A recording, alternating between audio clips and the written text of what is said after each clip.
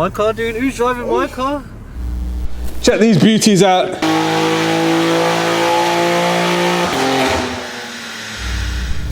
Welcome back guys to another video on the G80 M3, and in this video we'll be sticking some race fuel in it and turning the boost up.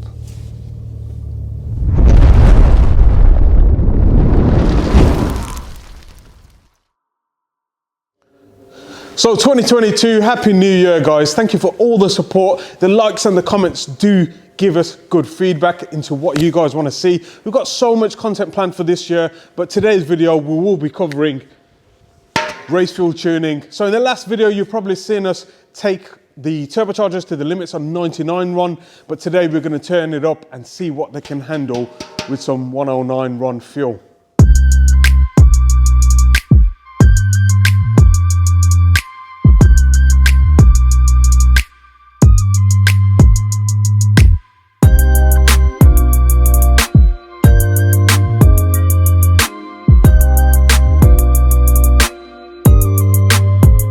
Tried to take some time off. Probably everyone watching the vlogs is thinking, yo, it's dropping vlogs, but I literally took 2 weeks off.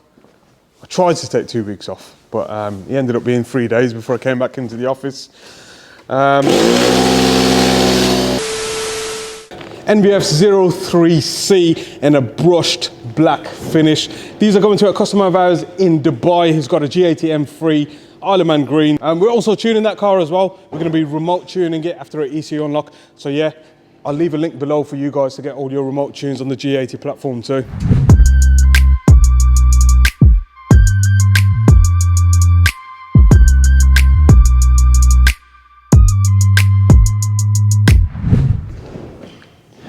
Mabs. Yo. Just had a phone call off the delivery guys about the exhaust.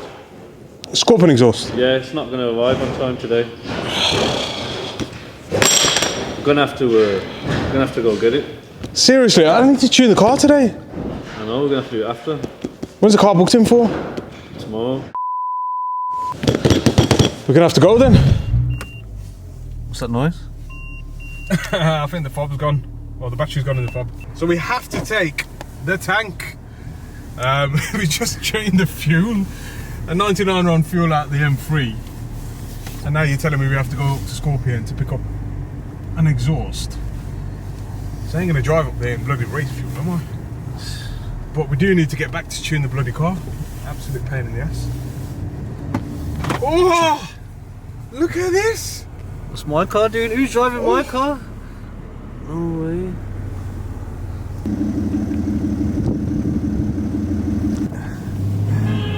Whoa! Deep. I mean, the world goes mad of E85 in it, and E85 itself.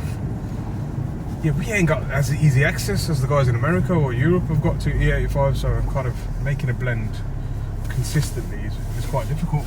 But in layman terms, what's the E85 then? So when I go to the petrol station, what am I fueling up with? Basically, ethanol is another type of fuel. Obviously, you've got normal petroleum made up of, you know, oxygen, hydrocarbons, etc. Ethanol is another kind of chemical that allows for a longer burn, a richer burn as such. But it's got a different stoichiometric ratio. So although race fuel AFR 1:1 AFR stoich is like 13.9, but kind of E85 can go up to kind of 9.8 to 1. For a 1:1 ratio, so you've got to run them really rich to get the same amount of fuel quantity in the burn. So it's about 30% more fuel required at the same boost and timing levels, and everything needs adjusting. I mean, so many people just stick in E85 and let the car adjust its fuel tunes, but the proper way is to scale it.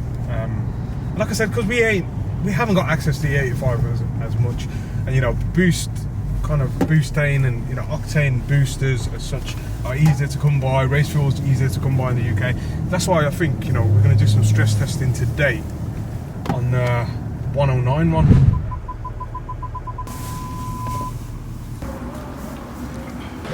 One ready-made meal, please. I'm just trying to explain to the person that I want half a chicken with rice and a bit of fries. I don't understand it. Look, BMW UK Motorsport are like There's gas, there's gas. BMW M have locked the photos. BMW UK. For anyone who's not following me, follow my personal account, Mabs_NVM. Thought we could go home. Look at this geezer, he's ready for bed. Oh man. This is a mad thing, he's just had a mad thing. You know what it is? And the whole can of we filled up the car with race fuel, but this is like 95 run, mate. The things we do, eh? 3-hour round trip just to pick up a part for a car tomorrow. But yeah, I'll start tuning the M3. So I'm excited to get it strapped to the dyno now. We'll literally put the race fuel in there, kind of let it mix and idle for a bit and then see what it does on the previous calibration before we start adding more boost and timing.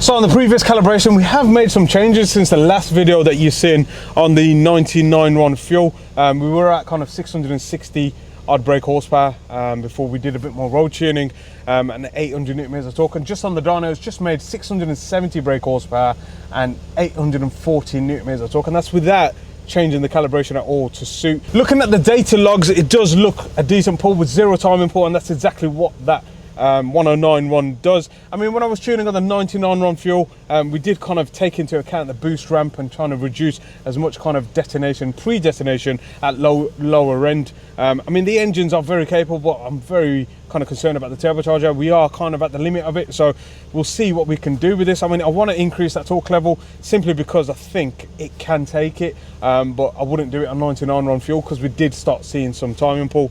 So yeah, I'm going to get a calibration sorted and load it up to the car and see what we can achieve.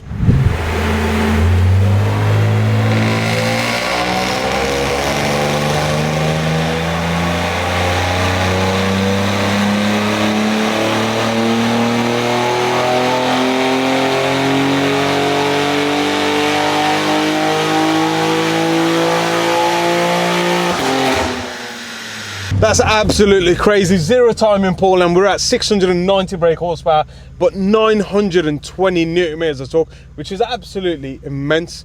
There is still more in it, and I say more in it, it's got 0 timing pull like this, and this S58 seems to be an absolute beast. And the turbochargers, although the internals are very similar to the F80, it seems to be handling the boost really well. So I'm going to turn it up a bit more, go through a few calibrations, fine tune the boost ramping, because it is a rear wheel drive setup, so we're not going to go crazy with the boost, but kind of get the most torque out of it as possible today, kind of see what it's all about.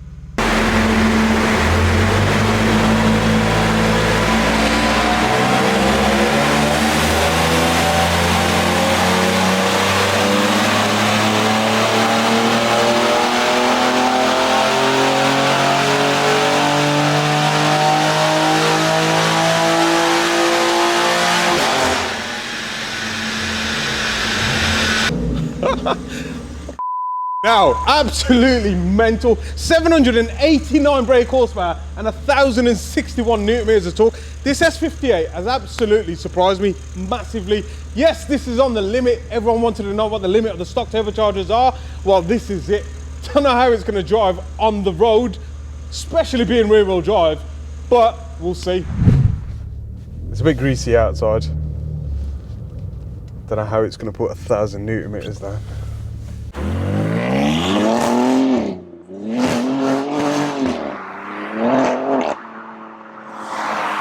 So car's all warmed up, let's leave traction control on.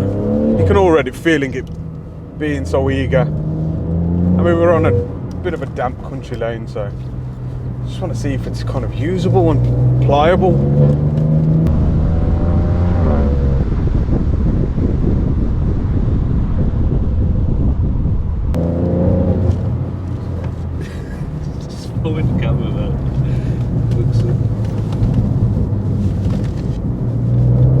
Still quite usable, 1,000 newton meters. Obviously it's at full throttle and we've tapered the boost the best we can. I mean, turbochargers probably at its limit at this kind of level.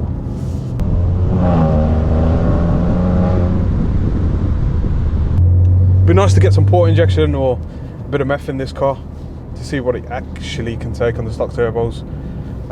But yeah, race fuel 109 run, again, as I've always said, kind of, it is, you know, for test purposes only, but we can probably run this on a drag strip or quarter mile, and we will turn it down a little for kind of 99 run fuel. But this is all part of testing and development on this platform. At some point we will get the turbochargers out, we'll kind of see what sort of size they can take. We had a look at the intakes going into the turbocharger and they look quite restrictive anyway, so maybe a full intake system with the inlets as well should help. But stick it in sport mode.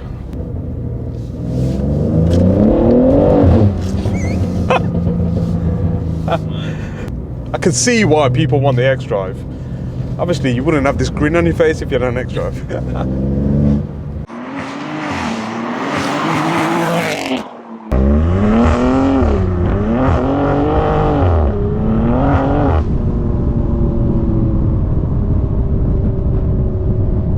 Definitely 1,000 Newton meters is a handful. Still quite usable.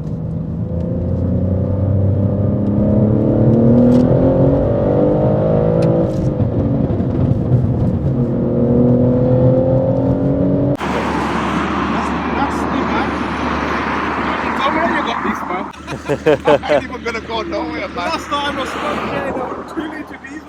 I know, man.